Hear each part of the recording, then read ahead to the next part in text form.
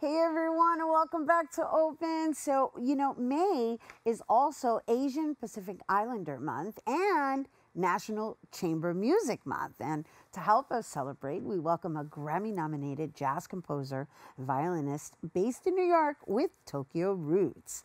Her journey in the U.S. began with a solo concert debut at the Kennedy Center in 1992 and has since performed at esteemed venues worldwide, including Carnegie Hall, Lincoln Center, and the Hollywood Bowl. She's worked with jazz greats and is now leading her very own 10-piece Pan-Asian Chamber Jazz Ensemble. And she's also released 7 albums under her name, including her latest album, Lingering, in collaboration with American pianist Kevin Hayes. Everyone, please welcome jazz composer and violinist Meg Okura. Hi, thank you so much for having me. Thank you for being here with us. You're very welcome. It is an absolute honor to have you here in our Open Artist Spotlight stage. We're looking forward to what you're going to share with us. And, I love the fact that while you, this is your life and you work in different groups, different genres within the music industry, right? Actually, I mostly work in the jazz genre, but even within jazz, genre of jazz, I have several of my own projects. So I do different things, but mostly in the genre of jazz. Got it. So she's like, okay, so I identify as jazz, Yes, baby. correct. I'm jazz, got it.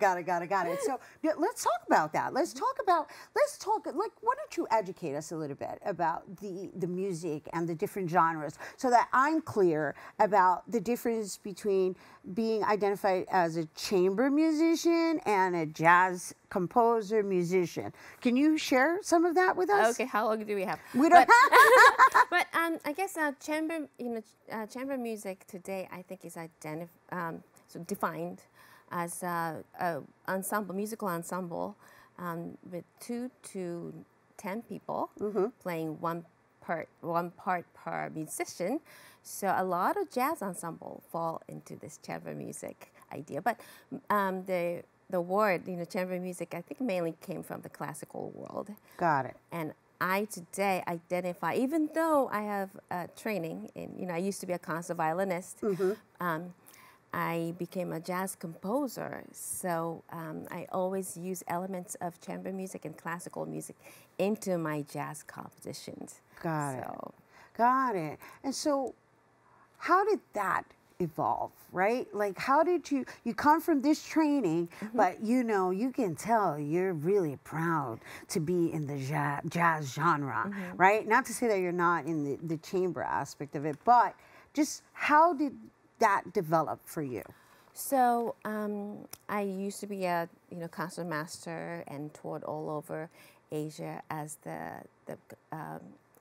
in Asian Youth Orchestra as a concertmaster and a soloist, and I used to play music composed by European dead composers under the dictatorship of these maestros, and while that is valid and I admire and I love all of those wonderful compositions, I had so much I wanted to say, personally, from my heart. And actually, I wanted to become a composer when I was 5 years old, and I told my mother I wanted to become a composer. And she said, actually, girls cannot become composers. Oh. So, and I was a good child. As a good Christian child, I said, okay. I never questioned, I never asked to be a composer again. That was until I became a mother myself. My daughter really inspired me to really pursue my goals, my dreams. So now I get to identify as, jazz composer, and it's it's been a journey, right? Transferring, transitioning from classical to jazz was probably the most difficult journey, most difficult transition I've ever experienced and still experiencing in my life. And what was so difficult about it? Because jazz is so sophisticated in terms of harmony, rhythm, and the repertoire and history. It's so deep. and you have to know just so much, and you have to, have the experience in order to become a jazz musician, meaning that you can't just lock yourself in a practice room alone and practice, 12 hours a day to become good. You have to actually go out there and play with other people and learn from those who came before us. So is it safe to say that one needs to become really well versed in their instrument of choice? Yes. Before they can embark? I think so. Yeah. Yes. Yeah. Thank you for pointing that out. Yes. Yeah. So it was helpful that I actually, knew how to play my instrument through the classical training, but I had to actually let go of a lot of that in order for me to learn jazz. And actually, I went to school in Manhattan called the Juilliard School, and I was a classical violin major there. And it was actually composition faculty members who insisted that I should become a composer, because they noticed my talent as a composer, and they couldn't believe I was a violin major. So, but when they recommended that to me, I was like, my gosh, I've spent all my life dedicating my life to perfecting, my skills as a violinist, and I couldn't let that go right away. So, and I also didn't want to become a sort of contemporary composer who, wrote music that was very abstract. And like the sound that resembles kind of like horror movie music. Right. I wanted to write music that was friendly, harmonious, and had some kind of groove. Right. Something that everybody can relate to. So in order for me to achieve to become a composer and the best musician I could become, I had to study jazz. And so that's how I started studying jazz in order to become the best musician I can ever become. Little did I know, to study a little bit of jazz is practically useless. So I had to give up my classical career in order for me to study jazz in depth. Right, you had to immerse yourself in jazz, is what you're saying. And improvisation is a big part of it. And in order to be able to do that, you just, I basically had to become a beginner. Right. It's almost like you had to unlearn what you learned, right? So that you can trust what you were going to feel.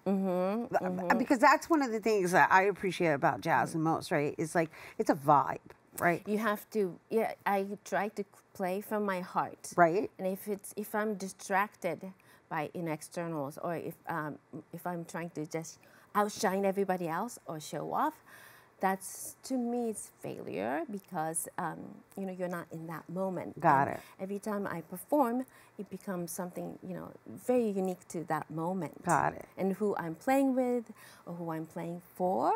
So, but there are so many things that I love about jazz. The repertoire, the composers who have created all these amazing standards. So and a lot of them, from New York and from Harlem, and, right? And you're here in New York, so you get to experience it like its origins. It's amazing, right? To think about it, and some of them are still alive. So that's amazing. And so I'm really, really excited for the fact that you became the composer that you were told you couldn't, right? So I'm very curious to know when that happened for you. When? When? Yes. Well, I guess I was always writing something. I used to be church organist and pianist since I was 6 years of age. So even though I was a violin major, I kept accompanying people. So within that, I was always improvising a little bit and composing new pieces for services, and so. It was something that I always wanted to do, but I didn't know I could do it for, as a career. Right. But then I got into BMI Jazz Composers Workshop, which I thought was a miracle, because it's probably one of the That's most very well-known. prestigious. Right. BMI has, I think it's probably top, right? So yes, and through that process, I found myself successful as a jazz composer, which is a miracle. I mean, of course, I had to work, for it, especially as a mother. I had a lot of time constraints, so I would, my husband would be, with the baby, while I get up at 2 a.m., start composing, things like that. But I started winning a lot of prizes and awards as a composer, so that was validating, and it really helped me. Is your Grammy nomination as a composer? No. Actually, this was as a violinist, okay. as part of a group. But I'm aiming for it. Of course. No, I did. Well, first of all, you're already empowering the next generation of women into understanding that there's a space for that, right? Whereas it's not as typical, but it is now, right? It is now, definitely. Yes. I think a lot of women are doing very, very well, creating a lot of great work. And also, composers like Toshiko Akiyoshi and Maria Schneider, those are very prominent jazz composers, and so women were never, that behind.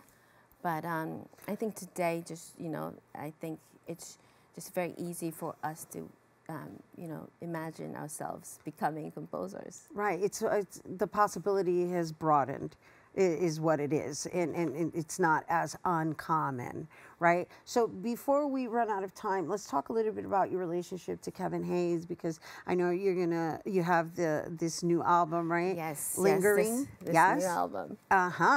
Congratulations. Thank Am I you. saying that right? Because I don't know if I'm dating myself saying the word album. Album. It's actually a physical album. Okay, all right. It actually has a CD. Yeah, all right, cool. I just want to make sure, because my It's an daughter, album. she checks me sometimes. She's like, Mom, we don't use that language anymore. Oh, really? I didn't even know. Well, I don't know. You're referring to it as an album. It's an album. I think it has 14 tracks. Right. So that's an album. Right. And should I talk a little bit about Yeah, it? before we go, because I know you're going to give us a taste, but I want them to Yes. have a little background on it. So Kevin Hayes is a jazz pianist. So one day I was on the bus. My husband and I were on the bus, and this young man says, "Are you Sam Newsom?" That's my husband's name. So they recognize each other, and then it turns out that we were on the same gig that night. And then first time we played together, my husband noticed the chemistry, and then there was something there, and then we discovered that we were neighbors in Harlem.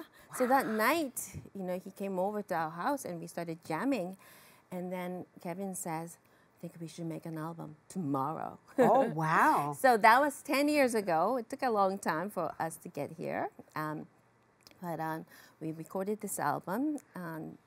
And we even had a tour of Hawaii, and here we are, released today, just today. Nice, May 10th. congratulations, So- congratulations! Released today and put on air for your viewing pleasure, and on top of that, we're going to give you a little taste of a little something, right? Is it from the album?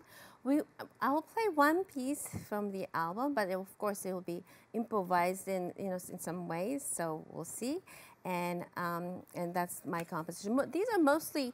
These tracks are mostly my compositions, and there are some tracks called improvisation number 1 and number 2, and there's a suite called 7 Short Pieces, and it has 7 short movements, and so.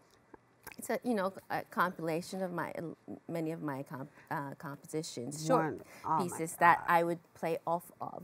Got it. And so the CD album is available Everywhere. So it's available everywhere, and is it available on streaming services too? Yes, streaming. Yes, I just want to make sure everywhere, yes. everything's in streaming platforms. And also, if you like this physical copy, you can go to Bandcamp and you can actually receive this in the mail. Nice. So. Nice. I know. I know my daughter she prefers having physical CDs. Oh, okay. Yes. So yes. Oh, wonderful. I can't thank you enough for sharing your story with us and also educating us in the process. And once again, Meg Okura, but you guys don't go anywhere because guess what? She's going to perform for us after the break, and you don't want to miss this. So stay tuned.